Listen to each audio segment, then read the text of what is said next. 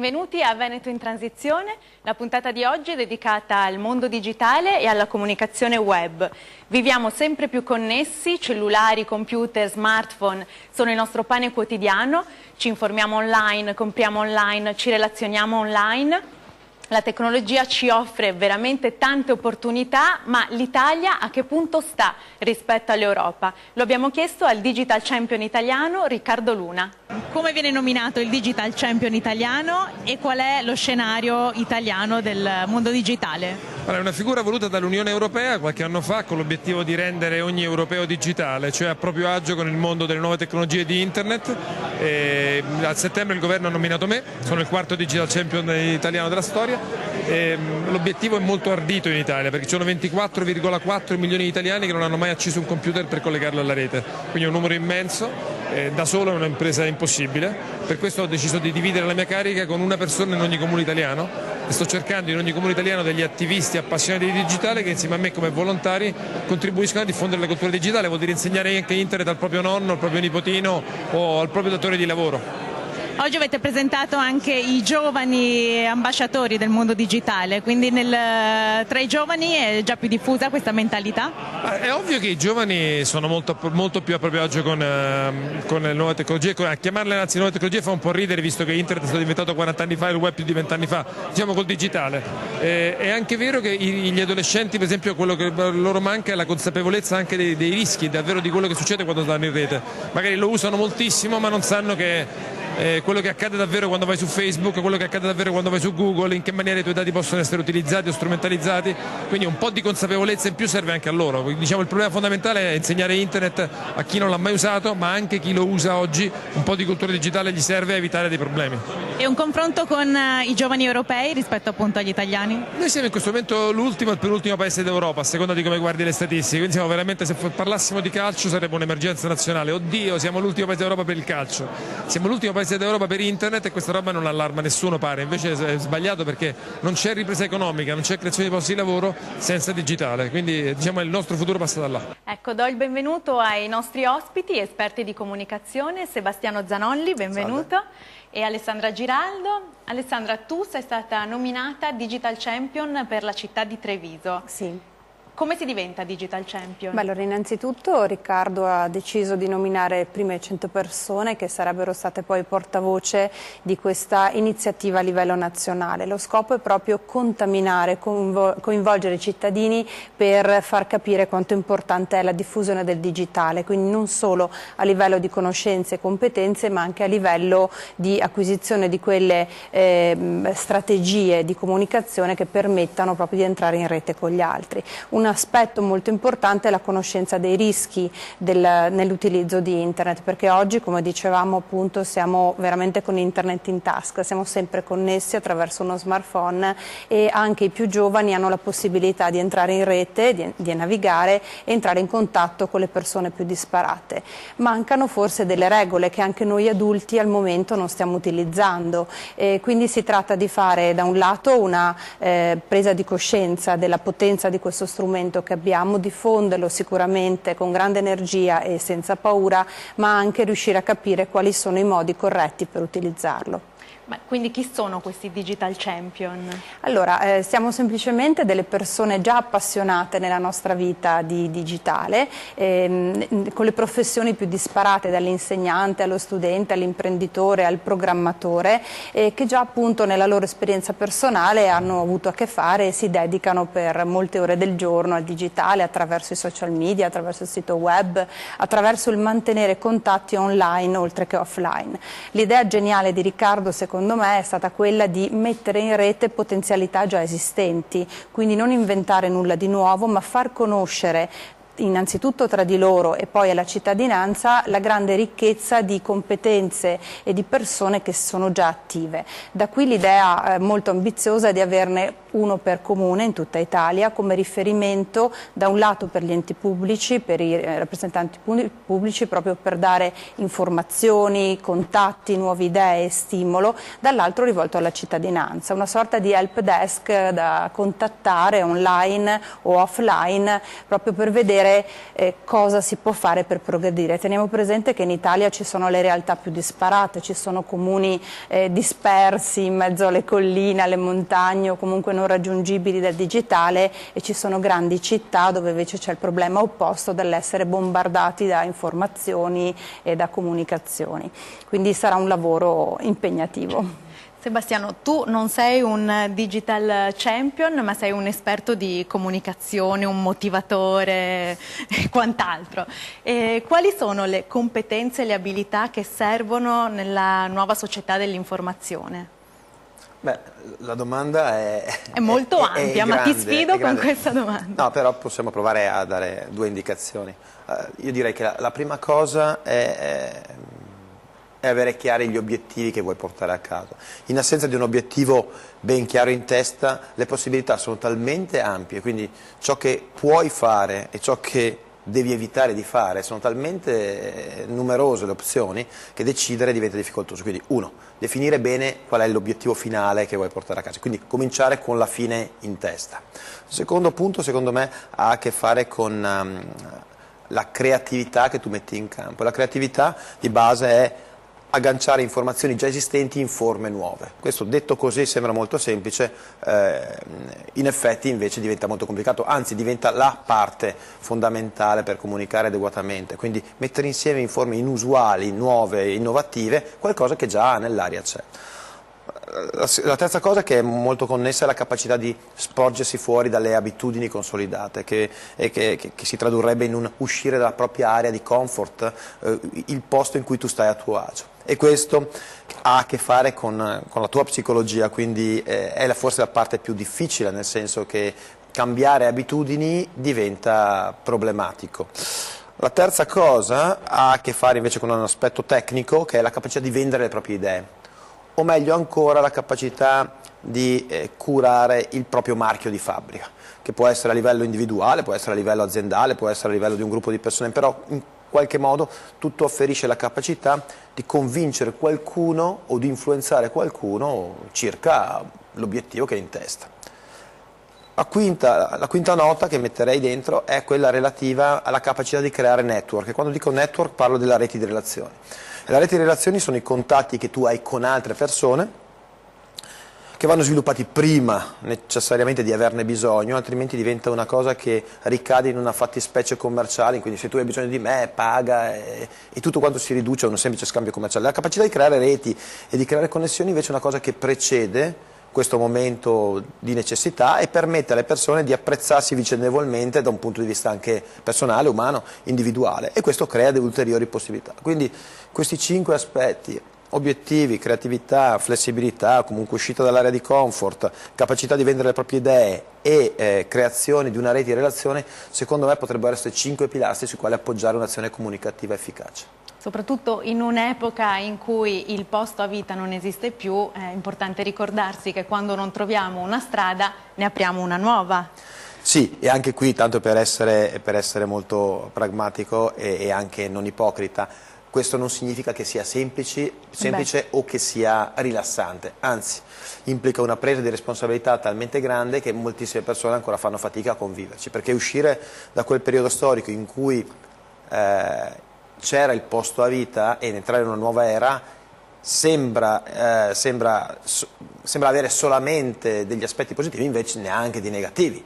Uno fra tutti è che tu sei responsabile di quello che ti accade, e questo naturalmente è una scelta che per esempio le generazioni più giovani stanno facendo con più rilassatezza e convinzione di quanto non lo facciano le generazioni che l'hanno preceduto, che hanno vissuto quel periodo molto confortevole. Quindi sì, sono assolutamente d'accordo, va detto comunque ci sono dei costi da pagare. Per esempio, Alessandra, nel mondo digitale dell'informazione online è un settore in continua evoluzione, quindi anche le figure professionali continuano a crearsi figure nuove, bisogna aggiornarsi continuamente. Beh, sicuramente questa grandissima opportunità che ci ha aperto Internet è da un lato appunto un'occasione veramente d'oro, perché ha velocizzato tutto, la comunicazione, la formazione. Teniamo presente che adesso si possono fare molti livelli di formazione online, essere aggiornati sulle novità di mercato, sulle nuove tecnologie e su modi innovativi di comunicare. E il punto forte secondo me è il passaggio di idee e di confronto che può avvenire online tra risorse, tra persone diverse, perché molto più di un tempo adesso si può entrare in contatto con persone magari geograficamente lontane, che possono essere delle ottime opportunità sia lavorative sia di crescita personale. Questo si può vedere sia dal punto di vista di possibilità di lavoro, proprio con dei lavori impensabili fino a qualche anno fa, sia dal punto di vista della socializzazione, perché permette di entrare in contatto anche con mondi culturali lontani dai nostri, o vedere quasi con i nostri occhi delle cose che prima bisognava andare a vedere di persona.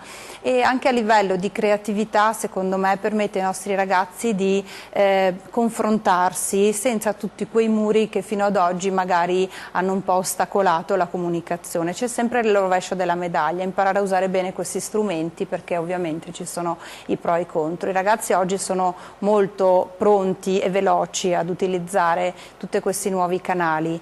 Forse siamo noi adulti non ancora preparati a essere educatori in modo adeguato.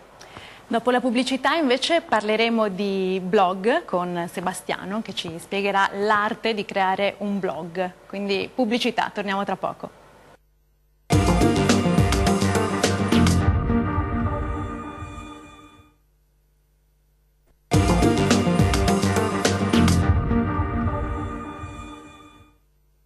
Bentornati, stiamo parlando di comunicazione digitale e in particolare di blog. Ormai è comune avere un proprio blog, ma per farlo è un'arte. Infatti Sebastiano, spiegaci come fare un blog che funzioni. Beh, vabbè, anche questa è una di quelle domande che magari meriterebbe una giornata di discussione, anzi spesso se ne parla veramente tanto, però tanto per dire qualcosa che possa essere utile e che sia probabilmente utile più a chi il blog non ce l'ha, perché chi ce l'ha di base è una persona che già bazzica parecchio sul web, e sul web c'è moltissima bibliografia, consigli, suggerimenti utili per tenerlo, quindi più che per chi già ce l'ha, io direi due cose per chi non ce l'ha o che accarezza l'idea di averlo, e darei questi due blocchi fondamentali. Da una parte il blog, una volta settato l'obiettivo, il perché avere un blog, quindi avere una finalità per questo blog, ipotizzo che qualcuno ce l'abbia solamente per estrinsecare le sue opinioni personali e farle sapere a un pubblico, altri invece hanno proprio delle finalità anche di tipo economico e quindi magari vuolerci anche creare un mestiere sopra. Per i primi c'è poco da dire, se è una finalità completamente personale uno può scriverci assolutamente quello che vuole e non c'è un ritorno particolare aspettato, mentre per gli altri che vogliono avere magari anche un ritorno economico, lì sicuramente la prima necessità è scrivere di qualcosa che interessi il prossimo, e quindi la prima domanda è: cos'è che interessa al prossimo? E di solito al prossimo interessa qualcosa o qualcuno o qualche ragionamento che risolva dei problemi, che risolve i problemi di una determinata audience, di un determinato gruppo di persone. Quindi il blog di solito è correlato all'esistenza di un audience, quindi di un gruppo di persone che ha gli interessi o delle necessità che in qualche maniera si legano l'una con l'altra, e quindi tu parli di qualcosa che a quel gruppo interessa, e questa è la prima cosa. Se non quindi esiste... deve avere un tema quantomeno, deve avere un tema, deve avere non qualcuno... un diario dove scrivo tutti i miei pensieri. Sì, questo cadrebbe nella prima parte, cioè, tu hai un diario, tu ci scrivi quello che vuoi, è completamente... Non è interessante sapere chi è l'audience, tu lo fai in una maniera, è come buttare un messaggio nel grande mare e a chi arriva arriva, mentre altra cosa è avere una finalità. Del primo credo che sia irrilevante parlare perché è una scelta personale, del secondo invece è più interessante, e quindi devi avere un tema e devi avere anche un'audience interessata al tema. Detto questo, all'interno ci vuole una parte di competenza tecnica, quindi se c'è un problema tu ti riveli come esperto o comunque come testimone informato in maniera approfondita su quel tema specifico, ed è la parte, diciamo così, più tecnica di quelle che in inglese si chiamano skills, competenze risolutorie del problema. Per avere un blog che venga seguito, a mio parere, serve anche integrare questa competenza tecnica con quella che potremmo definire dell'umanità, cioè quindi la tua visione personale, il tuo aspetto personale, perché è quello che si aspetta il pubblico, che oltre a dei consigli tecnici tu mostri anche la tua parte umana, ed è questa la differenza fra un blog e una testata giornalistica, è che nel blog ci sei tu, nella testata giornalistica ci sono molti giornalisti, una linea editoriale, mentre la linea editoriale tua e tu sei la linea editoriale e tu sei tu. E quindi c'è una parte tecnica che deve esserci per interessare il pubblico e per fare in maniera che il pubblico in qualche maniera, o con l'immagine o con un ritorno di qualche sorta, remuneri il tuo investimento. Dall'altra parte però deve essere corredato di una forte componente individuale e quindi umana. Quindi avere la propria firma. Sì, esattamente. A proposito di blogger, ci colleghiamo ora con Andrea Gorgi Zuin, un ragazzo trevigiano che ha creato un blog, ilcamminodellamusica.it, dove racconta i propri viaggi e le ricerche musicali che fa in tutto il mondo. Ciao Andrea! Ciao! Ciao! Da dove ci chiami? Ti chiamo da Sarnath, che è la città famosa perché qui il Buddha ha dato il suo primo sermone. E cosa stai facendo in India? Allora, qui sono venuto per incontrare un progetto tutto italiano e anzi tutto trevisano, perché questi ragazzi fanno parte della scuola chiamata Progetto Alice, che è stata creata da due italiani, uno dei quali è tra l'altro ex direttore di Antena 3, fondatore storico della Trevisani nel mondo, dell'associazione Trevisani nel mondo e tante altre cose di Treviso, che a 50 anni ha deciso di trasferirsi in India per aprire questo progetto. E in cosa consiste questo progetto? Questo progetto consiste nel dare a questi ragazzi un percorso di studi simile alle altre scuole, come ad esempio in Italia, legandolo però con un altro concetto di scuola, ossia la formazione dell'essere umano, l'apertura della mente, perché Valentino Giacomin, il creatore di questo sistema, questo trevisano, mi ha raccontato che è inutile preparare i ragazzi al mondo del lavoro se poi tra l'altro il lavoro non si trova. Bisogna dare ai ragazzi un'alternativa, e questa alternativa viene data loro insegnandoli a usare la mente nel modo corretto. Quindi alle lezioni di italiano, storia, matematica, inglese, qui si insegna meditazione, yoga, visualizzazione, partendo tutto dal concetto che la realtà che vediamo in realtà è una nostra illusione, tutto parte dalla mente. È per quello che la mente deve essere un organo che deve essere allenato per essere usato bene. Grazie Andrea, ciao bambini! Ciao a tutti! Ciao a tutti! Ciao a tutti! Beh, abbiamo sentito un cambio di vita importante, questo di Valentino, che si è trasferito in India per aprire una scuola. Alessandra, anche tu ti occupi di educazione. È fondamentale il tema, per esempio, dell'educazione digitale nei confronti dei giovani ragazzi che magari sanno usare internet, però è importante anche educarli sulla sicurezza, sulla privacy. Ma diciamo che il fatto di essere online e di navigare anche per un ragazzo, per un bambino molto piccolo, non dà direttamente loro la percezione dell'abbattimento delle barriere, del contatto diretto con altre persone. Per esempio un bambino o un ragazzino potrebbe non cogliere l'importanza di verificare l'identità dell'interlocutore. Online si possono incontrare delle persone nelle chat, nei social media, e non sono del tutto sempre preparati ad incontrarsi con estranei e avere gli strumenti, anche per l'età che hanno, con cui magari non rivelare informazioni personali o non entrare in contatto con persone non della loro cerchia di amici. È molto difficile a volte per loro capire che dietro un'identità si può nascondere invece, un'identità apparente si può nascondere invece un'altra persona con intenzioni ben diverse dalla semplice amicizia.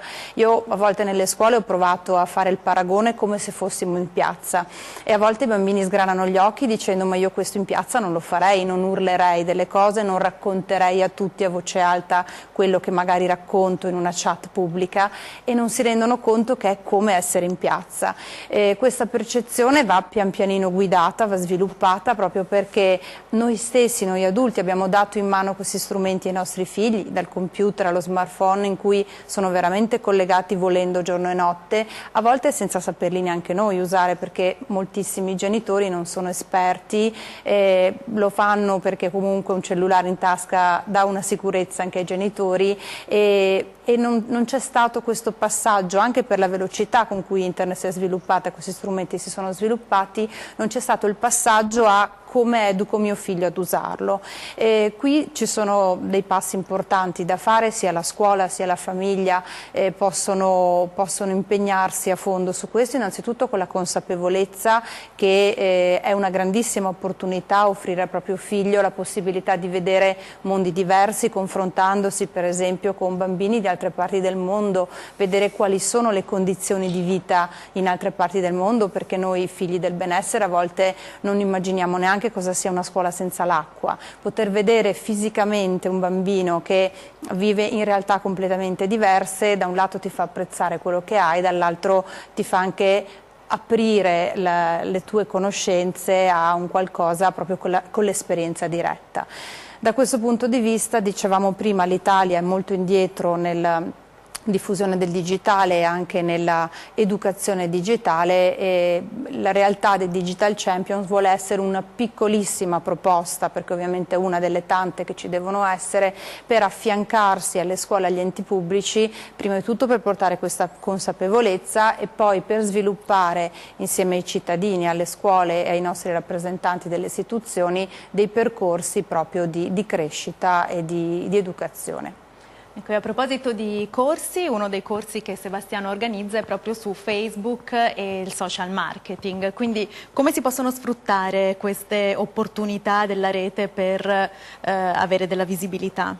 Ma sai, quindi sia per un'azienda che per un privato. Un individuo, sì.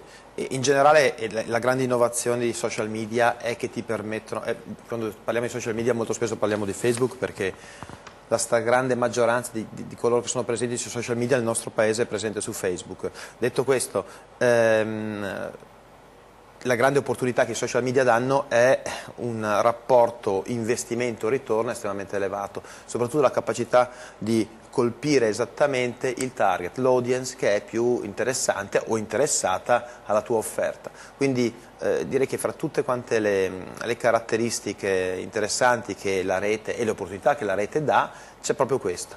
Tu puoi decidere di mandare il tuo messaggio a delle persone che verosimilmente sono già interessate o che hanno delle caratteristiche specifiche e che apprezzeranno il tuo messaggio, quindi il ritorno, cioè quindi il tasso di conversione fra persone esposte al tuo messaggio e persone che poi usufruiranno della tua soluzione, della tua proposta, è estremamente elevato e poco costoso. Poco costoso vuol dire che con poche decine di euro tu riesci già a fare delle piccole campagne, delle micro campagne, e questo è adesso appannaggio appunto sia della grande azienda ma anche dell'estetista o della parrucchiera che vuole comunque far sapere delle cose a un pubblico adeguato. Ecco, questa è la grande innovazione da un punto di vista di marketing dei social media. E tra parentesi tutte quante cose che puoi gestire anche tu in prima persona. Una cosa nuova, nel senso che di solito una campagna marketing era figlia del direttore marketing, di gente che ci lavora addosso, pubblicitari, advertising. In verità puoi con pochissimi sforzi organizzartela da sola. Questa è un'enorme novità. E sul tuo sito, per esempio, parli di fare la grande differenza. In 2 parole, visto che mi piacciono le sfide. No, quello è un claim, perché il mio primo libro si intitola La grande differenza, e quando io parlo di queste cose è diventato un po' un claim, uno slogan, perché c'è una grande differenza fra ipotizzare delle cose e poi farle. Le persone che fanno la differenza sono quelle che, oltre a dirle, poi le fanno, e Quindi invitiamo tutto il pubblico a fare la differenza, ma anche a seguirci su Facebook, sulla nostra pagina Il Veneto in Transizione. Io ringrazio i nostri ospiti, Sebastiano Zanolli e Alessandra Giraldo. Vi do appuntamento alla prossima puntata di Veneto in Transizione.